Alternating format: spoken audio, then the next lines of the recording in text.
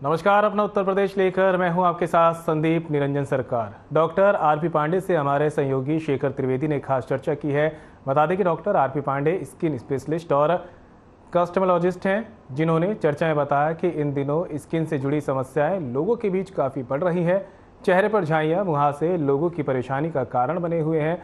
बाल झड़ना भी लोगों की चिंता का कारण बन रहा है। ऐसे में अगर सही समय पर डॉक्टरी सलाह ली जाए तो इसका उपचार संभव है। और क्या कुछ कहा डॉक्टर आरपी पांडे ने, आपको सुनाते हैं।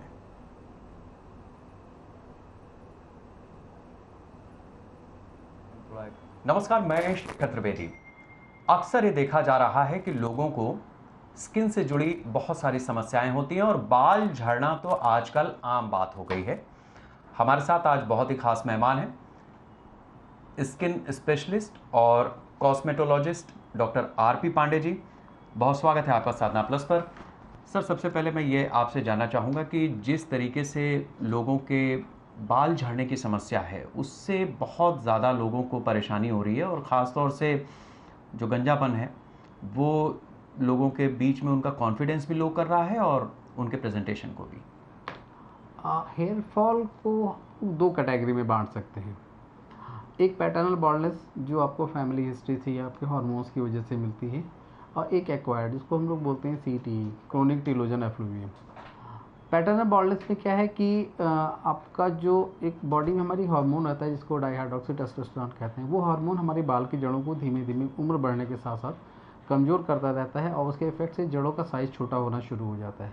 जैसे जैसे जड़ें छोटी होती हैं तो उनकी बाल रोकने की क्षमता, बाल का साइज़ और जो हेयर साइकिल है वो छोटा होता शुरू हो जाता है। तो ये पैटर्न स्टार्ट होता है, अगर मेल की बात करें तो ये हिस्सा आप देख रहे हैं, ये हिस्सा आपका धीमे धीमे पीछे जाना शुरू होता है और ऑक्सीपुट से इस एरिया से बाल आगे की तरफ हल्के होना शुरू हो जाते हैं। डेवलपमेंट इसका 20 के बाद कभी भी और कभी कभी उससे पहले की एज में भी कहीं कहीं देखा जा रहा है। और ये एक प्रोग्रेसिव मतलब प्रोसेस है जो चलती रहती है। इसमें आपको पता भी नहीं चलता और धीमे धीमे बाल आपके सर से कम हो जाते हैं। डिपेंडेंसी है हार्मोन के ऊपर। अगर हार्मोन्स को कंट्रोल करने के लिए आप कुछ मेडिकेशन या कुछ दवाइयाँ ले सकते हैं या किसी चिकित्सक की सलाह में हैं आप, तो आपके बाल तब तक रोके जा सकते हैं जब तक आप उपचार में हैं या इलाज ले रहे हैं। उसके बाद जो आपका जेनेटिक एक्वायर्ड जो हार्मोन लेवल है या जिस तरीके से आपका हार्मोन आपकी जड़ों के ऊपर काम कर रहा है, वो अगर कंट्रोल काम करता रहेगा तो आपको पैटर्न डेवलप होता रहेगा। अगर आप दवाइयाँ उसके लिए सही समय पर लेते रहेंगे तो उस प्रोसेस से आप बच सकते हैं या बचे रह सकते हैं। फीमेल्स में बात करें तो ये पैटर्न फीमेल्स में भी डेवलप होता है। महिलाओं में भी उम्र आने के बाद हार्मोनल फ्लक्चुएशन की वजह से ये हिस्सा जहाँ से लोग पार्टीशन करते हैं, मांग निकालते हैं, वो हिस्सा धीमे धीमे चौड़ा होना शुरू हो जाता है। उसे फीमेल पैटर्न बॉल्डनेस कहते हैं। और वो भी मोस्टली फैमिली अगर जेनेटिक्स में है तो उसकी वजह से, या मेल हार्मोन उनके अंदर अगर ज़्यादा एक्टिव है तो वो एक रीज़न रहता है उनके साथ भी। रिकवरी के चांसेस बहुत ज़्यादा नहीं अच्छे होते हैं मेडिसिन की अगर हम बात करें। बस ये है कि मेडिसिन की हेल्प से आप इसको प्रोसेस को रोके जा सकते हैं। 10-20% रिकवरी भी एक्सपेक्ट कर सकते हैं till the time you are taking medicine. दूसरी एक और कैटेगरी है जिसमें हमने कहा था कि ये तो एक हार्मोनल डिपेंडेंसी या फैमिली डिपेंडेंसी वाला केस है। दूसरा जो एक होता है क्रोनिक टीलोजन एफ्लुवियम। बहुत सी शारीरिक कंडीशंस ऐसी रहती हैं, जैसे कुछ बीमारियों की बात, typhoid, tuberculosis, cancer, diet deficiencies, कुछ हार्मोनल फ्लक्चुएशन, खून की कमी, या कुछ ऐसी चीज़ें जो बालों को चाहिए और आप बालों को नहीं दे पा रहे हैं, तो उसकी वजह से ही बाल झड़ना शुरू हो जाता है। लेकिन इस कंडीशन में अगर आप उसकी वजह का पता लगा लेते हैं तो फिर आप उसको रोकने में सफल रहते हैं और उसमें रिकवरी के चांसेस ठीक ठाक रहते हैं। ऐसा नहीं कि आपको इसमें पैटर्न डेवलप हो जाएगा। बिल्कुल। अच्छा डॉक्टर साहब, अपने देश में युवा आबादी काफ़ी हो रही है और यंगस्टर्स के साथ में जो सबसे बड़ी समस्या है वो है मुहासों की। अक्सर उनके मुहासे निकलते हैं और उसके बाद दाग छूट जाते हैं और ख़ास तौर से जो फीमेल्स हैं उनको तो बहुत ज़्यादा इस पे ऐतराज़ होता है कि साहब ये क्या हुआ और फिर अब कैसे इसको सही करें। बिल्कुल, ये बहुत ही जो कॉन्शियस बच्चे हैं या जो उस एज ग्रुप के लोग हैं उनके लिए तो रियली बहुत बड़ा कंसर्न रहता है। इसमें क्या है कि ये भी आपका एडोलसेंस के बाद 13-14 की एज के बाद से लेकर के 24-25-26 की एज तक पिंपल्स रहते हैं। जिनको ऑयली स्किन है उन्हीं को पिंपल्स रहते हैं। ड्राई स्किन या नॉर्मल स्किन में पिंपल्स यूजुअली नहीं होते हैं। तो उसमें क्या है कि आपको उसको लेकर बहुत पैनिक होने की ज़रूरत नहीं है। उसको अगर सही समय से सही जगह दिखा के उसका उपचार कर लेते हैं तो पिंपल्स ठीक हो जाते हैं। रही बात उनके मार्क्स की, तो मार्क्स दो तरीके होते हैं, एक तो केवल पिगमेंटेशन की पिंपल के बाद निशान रह गया ब्राउन या स्किन का कलर डार्क हो जाता है, तो वो चीज़ें धीमे धीमे खुद से भी रिजॉल्व हो सकती हैं, या उनके लिए कुछ छोटे मोटे ट्रीटमेंट्स रहते हैं, पील्स कर सकते हैं, कुछ लगाने की दवाइयाँ आती हैं, उनको देख के वो ठीक हो जाते हैं। दूसरे जो स्पॉट्स रहते हैं वो पिटिंग होती है, जो उनमें गड्ढे रह जाते हैं, जो स्कैरिंग हो जाती है, उनको ठीक करना थोड़ा चैलेंजिंग हो जाता है। अब वो एक लंबा प्रोसेस होता है, उसको ठीक करने के लिए हमें फिर उसमें क्रीम या लोशन सीरम काम नहीं करते, उसमें प्रोसीजर्स का इन्वॉल्वमेंट होता है। उसमें हम लोग माइक्रो नीडलिंग है, कुछ पील्स आते हैं उनको यूज़ करते हैं, CO2 फ्रैक्शनल लेज़र है उसका बहुत अच्छा यूज़ है। तो वो अगर आप साल 6 महीने आप लगातार ट्रीटमेंट में रहते हैं और टाइम देते हैं तो उसकी भी 70-80% रिकवरी हो जाती है, मीन्स आपके गड्ढे वगैरह भी काफ़ी हद तक ठीक किए जा सकते हैं। अच्छा, एक चीज़ और हमने देखी है, ख़ास तौर से महिलाओं के साथ में ही है ये चीज़ कि जब एक उम्र हो जाती है तो उसके बाद उनके चेहरे पर झाइयाँ आने लगती हैं और कुछ इस तरीके का भी होता है कि स्पॉट्स वगैरह भी आ गए। तो ये एक तो क्या झाइयाँ दूर हो सकती हैं, दूसरा जो स्पॉट्स आ गए हैं उनको भी हम हटा सकते हैं? बिल्कुल हटा सकते हैं। देखिए झाइयाँ क्या है, एज सच अगर बहुत अंदर जाकर देखेंगे तो ये हमारी बॉडी का एक सन से बचने के मैकेनिज़्म का एक पार्ट रहता है कि हमारी बॉडी मेलानिन का प्रोडक्शन ज़्यादा शुरू कर देती है कुछ खास हिस्सों में शरीर के, जो हमें सन की हार्मफुल रेज से बचाते हैं। लेकिन वो कॉस्मेटिकली बहुत अच्छे नहीं, दिखने में वो नहीं अच्छे लगते। मोस्टली फीमेल्स को ये प्रेगनेंसी के आसपास स्टार्ट होते हैं, लेकिन ऐसा नहीं कि मेल को नहीं, मेल को भी झाइयाँ हो सकती हैं। प्रेगनेंसी के अलावा भी बहुत सारे और रीज़न रहते हैं जिसमें झाइयाँ आपको हो सकती हैं। एक्चुअली हमारी बॉडी में एक हार्मोन रहता है मेलानोसाइटिस स्टिमुलेटिंग हार्मोन, उस हार्मोन की ओवर एक्टिविटी की वजह से और एक कॉम्बिनेशन ऑफ हार्मोन्स के इन्फ्लुएंस की वजह से ही झाइयाँ डेवलप होती हैं। अब इसमें क्या है, उन हार्मोन्स को हम डीएक्टिवेट करने की या उनको कम करने की दवाइयाँ नहीं दे सकते या नहीं दी जाती हैं, क्योंकि वो हार्मोन बॉडी में और भी काम करते हैं। झाइयों के लिए क्या है कि टॉपिकल एप्लीकेशन बहुत अच्छा काम करते हैं, लगाने की क्रीम और खाने की कुछ दवाइयाँ जो हैं उससे आप काफ़ी हद तक झाइयों से दूर रह सकते हैं या बच सकते हैं। अच्छा, एक चीज़ और है जो कई बार लोगों को हमने देखा है कि कई बार मतलब उनके बाल ऐसे जगहों पर होते हैं जो मतलब उनको चाहिए नहीं, मतलब अनचाहे बाल जिसको आप कहते हैं कि हाँ, तो माथे पर आ गए, या कई बार हमने देखा कि हम मेल्स में भी हैं तो शेव करते हैं लेकिन ये इस जगह पर भी हेयर्स रहते हैं, तो क्या इन चीज़ों को लेकर के भी उपचार है? हाइपरट्राइकोसिस कंडीशन को कहा जाता है, शरीर में अनचाहे बाल उन जगहों पर जहाँ आपको नहीं चाहिए। मेल में कंसर्न उतना नहीं है, फीमेल्स में क्या है कि अगर उनका हार्मोन प्रोफाइल डिस्टर्ब है या किसी और वजह से वेट पुट ऑन करने की वजह से, PCOD की वजह से, बहुत सारे रीज़न रहते हैं, तो उनको चिन एरिया में, साइड में, गालों के किनारे पर या अपर लिप पर, मूंछ वाले एरिया में जहाँ पे यूजुअली मेल को बाल आते हैं वहाँ फीमेल्स को भी बाल आने लगते हैं। तो उसमें क्या है कि दवाइयों का भी रोल रहता है कि जो रीज़न है जिसकी वजह से बाल आ रहे हैं उस रीज़न के लिए किसी गायनी को दिखा के या किसी स्किन स्पेशलिस्ट को दिखा कर इन हार्मोन्स को सेटल करने के लिए दवाइयाँ ली जाएँ। और साथ ही में इसका बहुत ही प्रभावी एक उपचार है कि आप डायोड लेज़र से आप इन बालों से छुटकारा पा सकते हैं। लेज़र का भी मैं आपको बता दूं, बहुत सारे मिथ हैं। जो मोस्ट इफेक्टिव लेज़र है वो डायोड लेज़र ही होता है, 808 नैनोमीटर क्या कहते हैं वेवलेंथ का, और उसमें भी मल्टीपल सेशन प्रोग्राम होता है। आप एक ही बार में सारे बाल नहीं हटा सकते, इसमें 6, 7, 8, 10, 12 सेटिंग्स लगती हैं। महीने के गैप में या जब आपकी बालों में ग्रोथ आएगी तब आपको सेटिंग लेनी पड़ेगी। 70 to 80% आप रिजल्ट इसमें एक्सपेक्ट कर सकते हैं over a period of time. और आप अगर ये सोचते कि लेज़र से आप एकदम क्लीन हो जाएंगे तो ऐसा नहीं होता है, लेकिन हाँ आप रूटीन लाइफ में आ जाएंगे, जैसे नॉर्मल सभी को अक्सर थोड़ा बहुत हेयर आते हैं उस कैटेगरी में आ जाएंगे, मेल टाइप के लुक से लेकर के। इसमें आप अंडर आर्म्स के भी लेज़र करा सकते हैं, chin, side locks, upper lip, even कुछ लोगों को अगर पूरी बॉडी बाल नहीं चाहिए तो फुल बॉडी का लेज़र भी होता है। अच्छा डॉक्टर साहब, मौसम जब बदलता है तो जैसे गर्मी आती है तो कई लोगों को उस समय पे स्किन में दिक्कत आती है, या फिर जाड़ा आ रहा है तो फिर लोग कोल्ड क्रीम वगैरह लगाते हैं, तो कुछ ऐसी चीज़ आप बताएं जिससे एक हमारा कम से कम जो फेस है उसमें इस तरीके की प्रॉब्लम्स ना आए, या अगर कैसे पता करें कि हमें मतलब हमारी स्किन ऑयली ज़्यादा है, हमें ये चीज़ लगानी चाहिए, या ड्राई है और ये चीज़ करनी चाहिए? देखिए स्किन टाइप पता करने के लिए मैं आपको बहुत छोटी छोटी 1-2 चीज़ें बता देता हूँ जिससे आपको आइडिया लग जाएगा। ऑयली स्किन थोड़ा सा ऑरेंज पील लुक में होती है, संतरे के छिलके के जैसे, उसमें आपको कुछ ओपन पोर्स दिखाई सकते हैं। आपको जब भी चेहरे पे हाथ लगेंगे तो हल्का सा ऑयल आपके हाथ में छूट सकता है, पिंपल्स की प्रॉब्लम, उसमें ब्रेकआउट्स हो सकते हैं। ड्राई स्किन में क्या रहता है कि ड्राई स्किन रफ होगी, कभी आप छुएंगे तो आपको स्मूथनेस नहीं फील होगी। ड्राई स्किन में इचिंग बहुत जल्दी होती है क्योंकि उसके ऊपर ऑयल की प्रोटेक्टिंग जो बैरियर लेयर है वो बहुत कम होती है या नहीं होती है। तो ड्राई स्किन में क्या होता है, इचिंग की प्रॉब्लम आप फील कर सकते हैं, बहुत जल्दी स्किन सेंसिटिव हो जाती है, बहुत जल्दी सूखने लगती है, आपको खुद से ही फील होने लगेगा कि स्किन ड्राई है। सेंसिटिव स्किन में क्या होता है कि sensitive skin change of weather को, डस्ट को, या बहुत सारे एनवायरमेंटल चेंजेस जिनके लिए ओवर रिएक्ट करती है। तो अब बेवजह खुजली शुरू हो जाना, रेडनेस हो जाना, रैशेस पड़ जाना, ब्रोकन कैपिलरीज हैं, तो वो सेंसिटिव स्किन का टाइप रहता है। अब केयर की ज़रूरत तीनों टाइप की स्किन की रहती है, स्किन को रहती है। अब क्योंकि अगर आपकी बॉडी में बहुत ऑयल नहीं आ रहा है अंदर से, ड्राई स्किन टाइप में मैं बता रहा हूँ, तो आपको बाहर से लोशन या मॉइस्चराइजर मौसम के अनुसार, अगर आप विंटर्स में हैं तो आपको अच्छे से कोई मॉइस्चराइजिंग क्रीम लगा के रखना है, अगर गर्मी में तो आप लोशन से भी काम चला सकते हैं। सेंसिटिव स्किन में प्रोडक्ट बहुत संभाल कर लगाइए, देख करके किसी अच्छे चिकित्सक की सलाह लेकर ही लगाइए, वरना क्योंकि अगर ज़रा भी रिएक्ट किया तो आपको लेने के देने पड़ सकते हैं। ऑयली स्किन में बहुत ज़्यादा ऑयली एप्लीकेशन की ज़रूरत पड़ती नहीं, उसमें क्या होता है आपको फ्रिक्वेंट वॉशिंग की ज़रूरत पड़ती है। एक्सेस ऑयल है तो आप दिन में 2-3 बार फेस वॉश करिए और बहुत लाइट सा नॉन कॉमेडोजेनिक मॉइस्चराइजर लगा के भी काम चला सकते हैं। बहुत बहुत शुक्रिया हमसे बात करने के लिए डॉक्टर साहब। तो इसमें कोई दो राय नहीं है कि जिस तरीके से लोगों को अपनी फेस वैल्यू, चेहरे को लेकर के जो उनका संजीदापन होता है, उसको देखते हुए आज हमने ये चर्चा की है। उम्मीद है कि इससे आपको फ़ायदा होगा। अगले कार्यक्रम में हम एक नई शख्सियत के साथ नए मुद्दे पर करेंगे चर्चा। नमस्ते।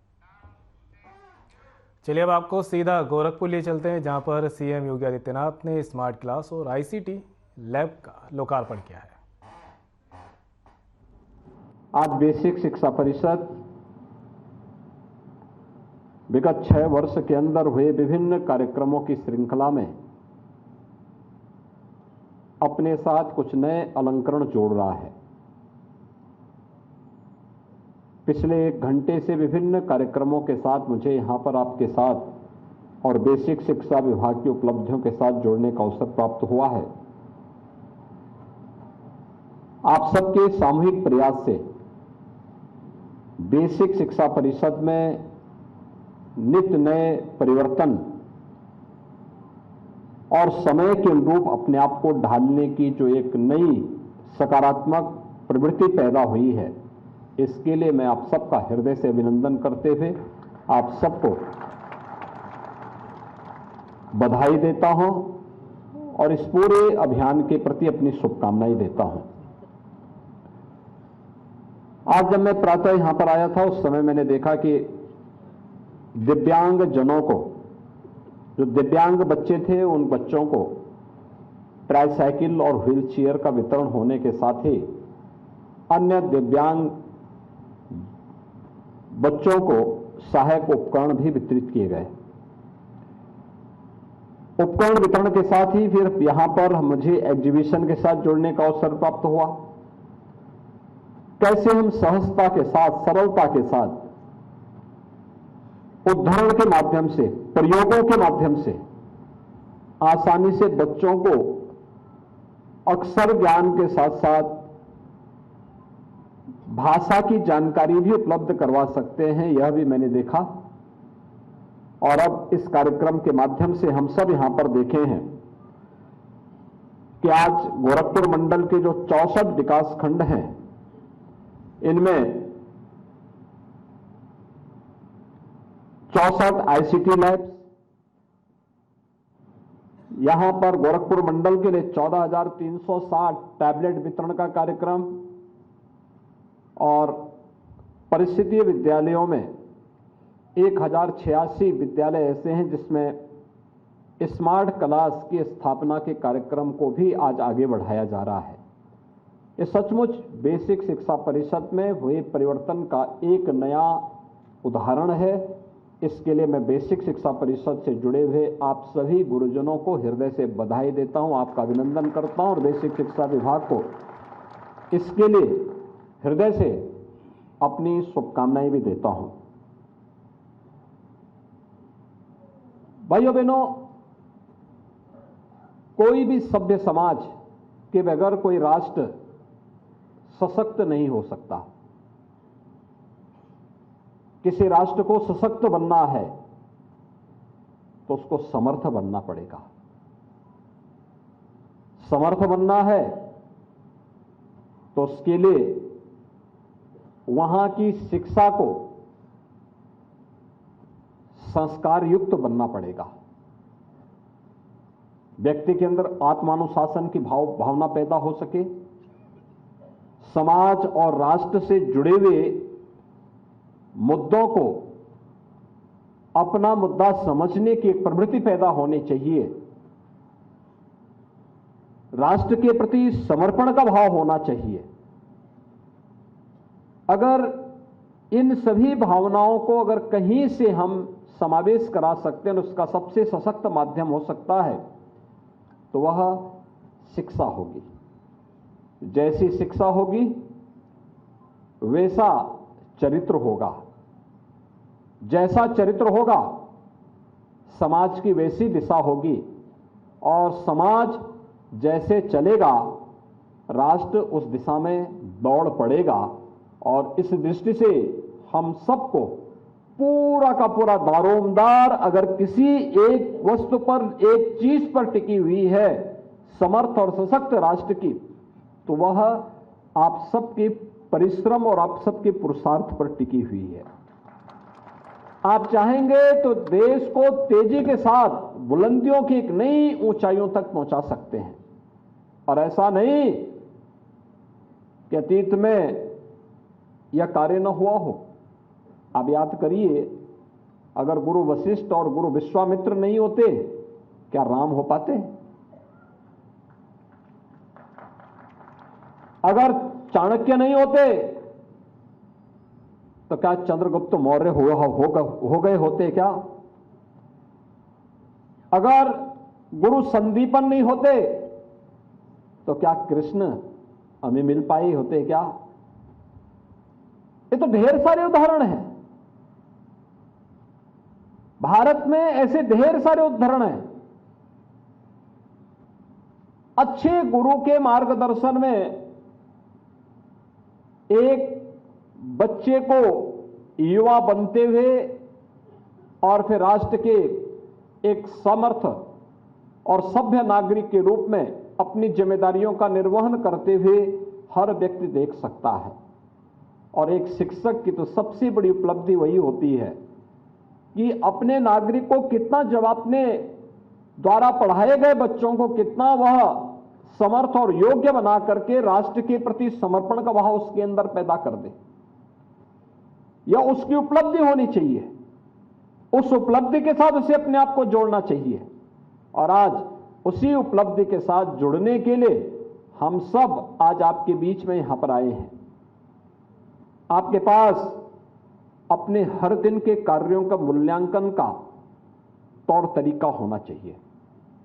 जब व्यक्ति अपने कार्यों का मूल्यांकन नहीं करता है, इसका मतलब वह व्यक्ति अपने साथ धोखा कर रहा है। और जो व्यक्ति अपने साथ धोखा कर रहा है वह समाज के साथ अवश्य धोखा करता होगा, राष्ट्र के साथ धोखा करता होगा। सबसे पहले हमें अपने आप का मूल्यांकन करना चाहिए। मैं अपनी जिम्मेदारियों का निर्वहन किस तत्परता के साथ, किस ईमानदारी के साथ कर पा रहा हूं।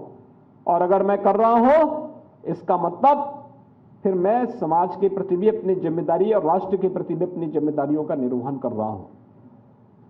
एक शिक्षक का आदर्श अगर कोई होना चाहिए तो चाणक्य होना चाहिए।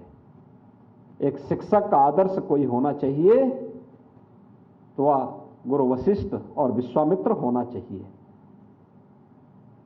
ऋषि संदीपन जैसा आदर्श होना चाहिए, ऋषि भारद्वाज जैसा आदर्श होना चाहिए। उस परंपरा के आप वाहक हैं और उस वाहक के रूप में आपने पिछले 6 वर्ष के अंदर उत्तर प्रदेश के अंदर बेसिक शिक्षा परिषद में हुए परिवर्तन को कर्मिक रूप से आगे बढ़ते हुए देखा है। मैं मानता हूं बहुत सारे शिक्षक ऐसे होंगे इन 6 वर्षों में भर्ती भी हुए होंगे, क्योंकि 1,64,000 शिक्षकों की भर्ती इस दौरान हुई है। लेकिन इस दौरान स्कूल चलो अभियान, इस दौरान ऑपरेशन कायाकल्प, इस दौरान निपुण भारत अभियान, इस दौरान जो ये तमाम प्रकार के कार्यक्रम चले हैं, यह भी आपके सामने है। और इन सभी कार्यक्रमों को अगर हम समय के अनुरूप अपने आप को ढालने की प्रवृत्ति के साथ जोड़ सकेंगे, इन कार्यक्रमों के साथ एक स्वस्थ प्रतिस्पर्धा को आगे बढ़ा पाएंगे, तो मुझे लगता है इसके बेहतर परिणाम भी हम सबके सामने आएंगे। और मैं आप सबसे कहूंगा इस बारे में कि जो मैंने आपसे कहा कि प्रतिदिन का अपने कार्यों का मूल्यांकन, वह आपके आत्मावलोकन का एक माध्यम बनेगा। फिर साप्ताहिक दृष्टि भी, पाक्षिक दृष्टि, मासिक दृष्टि, त्रिमासिक, 6 माह में, 1 वर्ष में क्या आपने किया है, और फिर स्वस्थ प्रतिस्पर्धा का आधार बनाइए अपने विद्यालय को।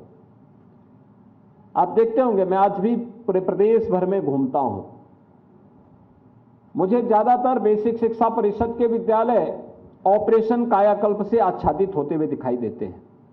लेकिन कभी कभी मुझे यह भी देखने को मिलता है कि इक्के दुक्के कुछ ऐसे विद्यालय बचे हैं जो ऑपरेशन कायाकल्प से अभी भी काफी दूर हैं। उनको जोड़ने का प्रयास, आखिर वहां भी तो कोई शिक्षक होंगे, क्या उनके मन में यह भाव पैदा नहीं होता है कि वह भी इस कार्य को जोड़ सके? वहां जनप्रतिनिधियों से सहयोग ले सकते हैं, ग्राम पंचायत से सहयोग ले सकते हैं, वहां पर किसी अन्य तरीके से लोगों को अपने साथ जोड़ सकते हैं। और याद रखना, जब तक पुरातन छात्रों को भी आप जोड़ेंगे, कौन ऐसा व्यक्ति होगा आज की पीढ़ी जो वर्तमान में कार्य कर रही है, जो किसी न किसी कार्य के साथ जुड़ी हुई है, याद रखना यह किसी न किसी बेसिक शिक्षा परिषद का ही प्रोडक्ट है। और वह बेसिक शिक्षा परिषद में कार्य करने के लिए वह व्यक्ति स्वयं इच्छुक होगा सहयोग करने के लिए, लेकिन सहयोग लेने की आदत हमें स्वयं डालनी पड़ेगी। हम गांव के लोगों को बुला करके कार्य प्रारंभ कर सकते हैं, पुरातन छात्रों को जोड़ सकते हैं, ग्राम पंचायत का सहयोग लेकर के इस कार्यक्रम को आगे बढ़ा सकते हैं। तो यह प्रतिस्पर्धा आगे बढ़ाना और साफ सुथरा प्रवेश होना, परिसर आपका साफ सुथरा हो, फूलदार, फलदार, छायादार वृक्षों को लगाने की व्यवस्था करना, वहां पे बच्चों के मन में इन सभी कार्यक्रमों को जोड़ने की एक नई प्रवृत्ति और पर्यावरण के प्रति जागरूकता पैदा करने का प्रयास होना, और फिर तकनीकी दृष्टि आगे बढ़ाने के लिए भी क्या कुछ प्रयास हो सकता है। ये जो टैबलेट आपको दिया गया है, ये टैबलेट जो दिया जा रहा है, ये टैबलेट तकनीकी रूप से आप भी सक्षम हो सकें, शासन के साथ एक तारतम्यता आप भी बना सकें, लेकिन समय के अनुरूप आप भी अपने आप को आगे बढ़ा करके इस योग्य बन सकें कि आने वाली पीढ़ी को आप एक नया मार्ग भी दिखा सकें। यानी आपके पास जितने भी स्मार्ट क्लास की व्यवस्था है या ICT लैब्स जो बन रहे हैं, यह आपको समय के अनुरूप 2 कदम आगे बढ़ने के लिए नई प्रेरणा प्रदान करेगा। याद रखना, समाज जहां सोच रहा है, अगर हम उससे 2 कदम आगे बढ़ करके नहीं सोचेंगे तो हम पिछड़ जाएंगे।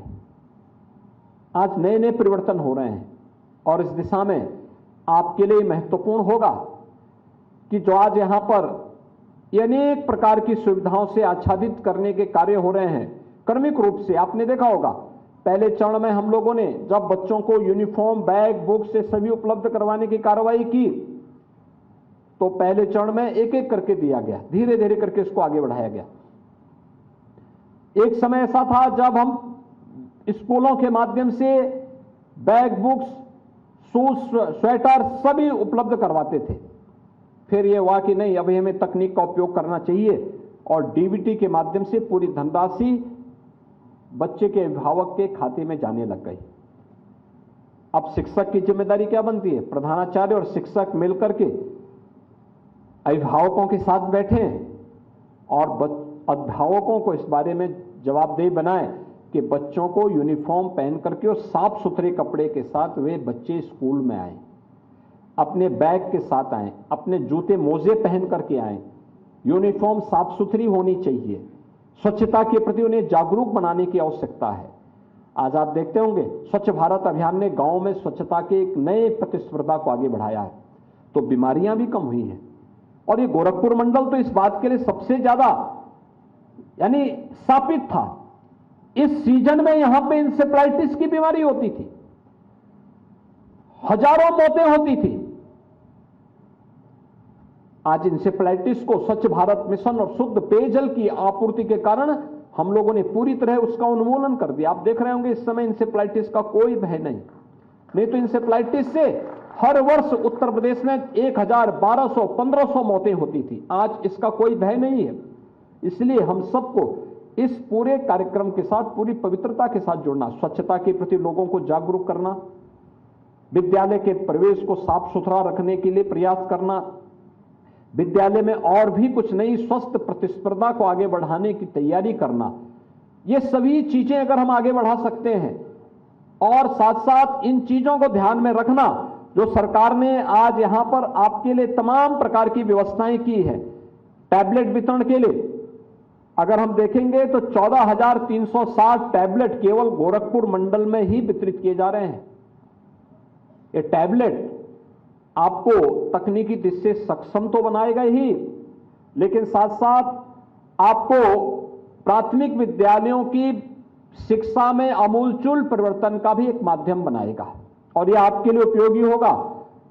जो नेशनल एजुकेशन पॉलिसी प्रधानमंत्री जी ने कोरोना कालखंड में लागू करके भारत को दुनिया का शिक्षा में अग्रणी देश के रूप में स्थापित करने के जिस अभियान को प्रधानमंत्री जी वर्तमान में लीड कर रहे हैं, इस कार्यक्रम का नेतृत्व अपने अपने विद्यालय स्तर पर, बेसिक शिक्षा परिषद के स्तर पर सामूहिक रूप से हमारे बेसिक शिक्षा परिषद के अध्यापकों की जिम्मेदारी है कि वे इसको यहां पर शिक्षा की नींव को मजबूती बनाने में अपना योगदान दे सकें। इसी प्रकार से प्रदेश में अगर 600 आईसीटी लैब्स स्थापित हो रही हैं, तो इसी के साथ यहां पे 64 विकास खंडों में हम लोग आज गोरखपुर में भी इसका शुभारंभ करने जा रहे हैं। और स्मार्ट क्लास के लिए भी अगर प्रदेश भर में 22,260 परिषदीय लैब्स स्मार्ट क्लास की स्थापना हुई है, तो गोरखपुर मंडल में भी 1086 इस परिषद विद्यालयों में स्मार्ट क्लास की स्थापना का शुभारंभ भी आज हम इसके साथ करने जा रहे हैं। यहां हम सबको मदद कैसे कर सकता है? आप देखते होंगे कोरोना कालखंड में अचानक क्या समस्या खड़ी हो गई थी। स्कूल कॉलेजेस सब बंद हो गए। सबसे ज्यादा प्रभावित क्षेत्रों में से कोई था, शिक्षा था। हमें बच्चों को प्रमोशन देना पड़ा, बिना किसी परीक्षा के प्रमोट करके अगली क्लास में भेजना पड़ा था। वर्ष भर विद्यालय बंद रहे, बच्चों की पढ़ाई में विपरीत असर पड़ा और तब तकनीक का उपयोग शिक्षा के क्षेत्र में होना चाहिए, प्रधानमंत्री जी की पहल थी।